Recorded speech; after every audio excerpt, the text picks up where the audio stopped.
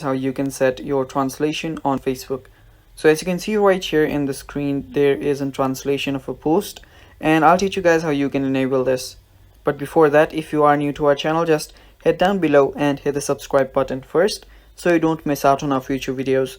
Also press the bell icon so you get notified when we release our new videos. Now let's get started. So the first thing you'll want to do is go to your menu on the bottom right, and after you do so, there you will see a gear icon on the top. Just tap on it and go to your settings and privacy. After you do so, scroll down, and under your preferences you will see language and region. Tap on it. Now there you will see a lot of options.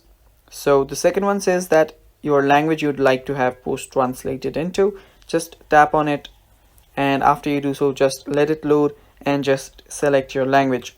Now after you do so, you can go back, you can just select whichever language you want, and you can even select languages you don't want to be offered translation for. You can set this up to, and you can just select languages you don't want to be translated unless you choose to show a translation. So here you can just select your own language, and after you do so, just tap on save, and after you do so, you can go back again.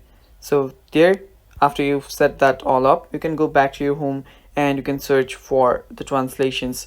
So after you do so, go back to the post that you want to translate, and there you will see an option called see translation. So after doing that, your translation will be available to you. And yeah, that is all for the video, guys. Thank you for watching. I hope you guys found this video helpful. If you did, leave a like down below and stay tuned for more.